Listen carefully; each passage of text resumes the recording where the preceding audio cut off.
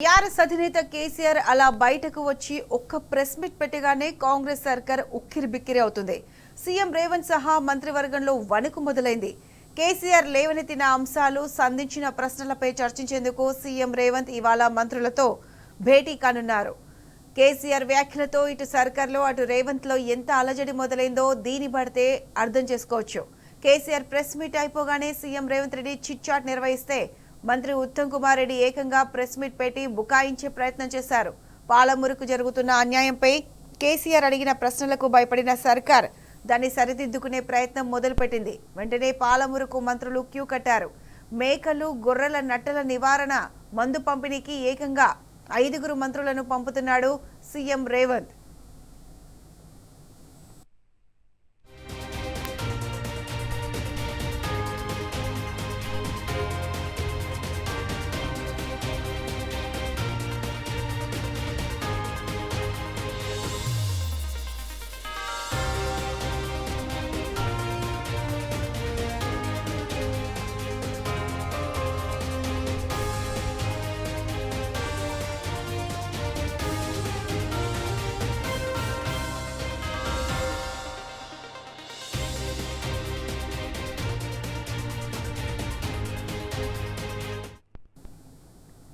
Right, ఇదే అంశానికి సంబంధించి పూర్తి అప్డేట్స్ మా ప్రతినిధి నరేష్ అందిస్తారు. Naresh, good morning. చెప్పండి, కేసీఆర్ ప్రెస్ మీట్ ఎఫెక్ట్ తో పాలమూరుకి మంత్రులు పరుగులు పెడుతున్నారు. ఏ అంశానికి సంబంధించి మంత్రులు పరుగులు పెట్టాల్సి వచ్చింది? పూర్తి అప్డేట్స్ ఏంటి?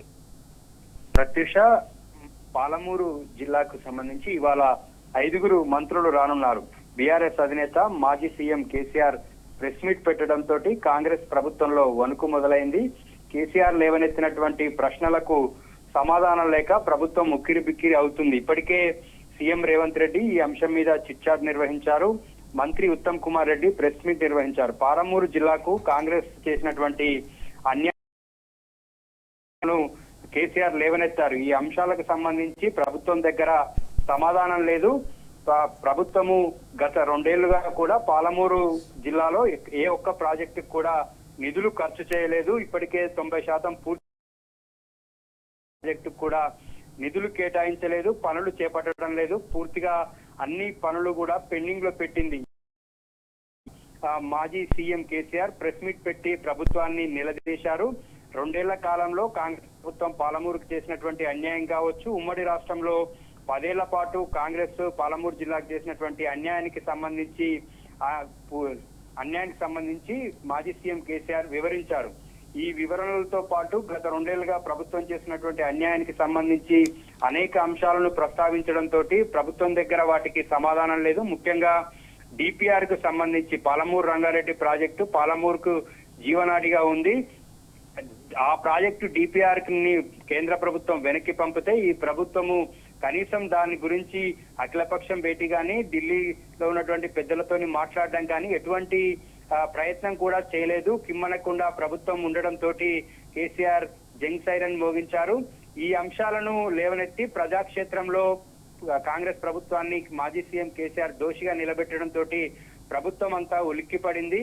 ఒక్కసారిగా డ్యామేజ్ కంట్రోల్ చేసేందుకు మంత్రులు సిద్ధమయ్యారు. ఇవాళ మహబూబ్ నగర్ జిల్లాకు 5 మంత్రులు వస్తున్నారు. కేవలం చిన్న ప్రోగ్రాం అది. నత్తల నివారణ, మేకలు, గొర్రెలకు నత్తల నివారణ కోసం మందు వేయడానికి 5 మంత్రులు ఇవాళ పాలమూరు జిల్లాలో పర్యటిస్తున్నారు. మధ్యాహ్నం 2 గంటలకు అప్పన్నపల్లి జిల్లా కేంద్రం అప్పన్నపల్లి వద్ద ఈ కార్యక్రమంలో 5 మంత్రులు పాల్గొననున్నారు. కాంగ్రెస్ ప్రభుత్వము గతంలో ఉమ్మడి రాష్ట్రంలో కావచ్చు, గత 2 ఏళ్లుగా కావచ్చు, సీఎం సొంత జిల్లా అయినప్పటికీ కూడా ఎక్కడా కూడా నిధులు కేటాయించకపోవడం, ప్రాజెక్టు పనులు చేపట్టకపోవడము, దాదాపు 90% పూర్తయినటువంటి పాలమూరు రంగారెడ్డి అనేక అంశాలలో కూడా కాంగ్రెస్ ప్రభుత్వం దోషిగా ఉంది.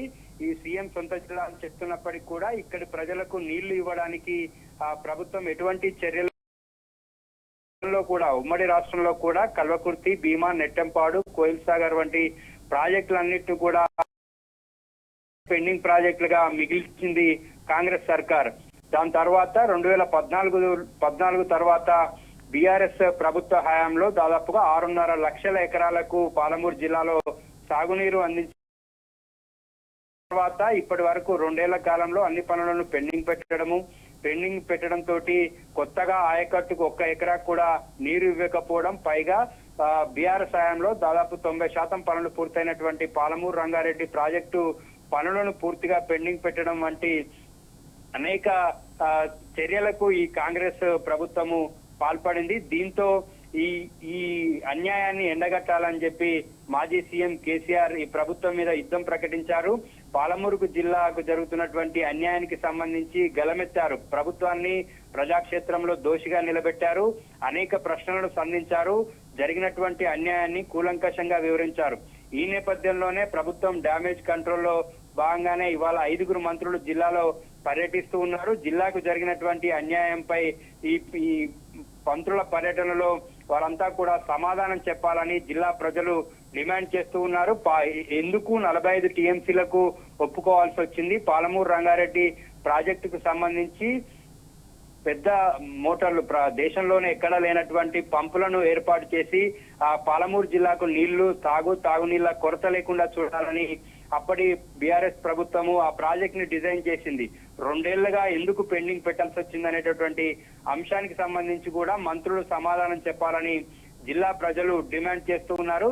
ఈ జిల్లా ఇరిగేషన్ మీద ఎందుకు ఇంత వివక్ష, ఎందుకు ఇంత అన్యాయం చేస్తున్నారు? సీఎం సొంత జిల్లా అయినప్పటికీ కూడా పట్టింపు లేదా అంటూ జిల్లా ప్రజలు ప్రశ్నిస్తూ ఉన్నారు. ఇవాళ మంత్రుల పర్యటన నేపథ్యంలో కేసీఆర్ లేవనెత్తినటువంటి అంశాలకు సమాధానం చెప్పాలని జిల్లా ప్రజలు డిమాండ్ చేస్తున్నారు. Pratyusha. Right Naresh, thanks for the updates.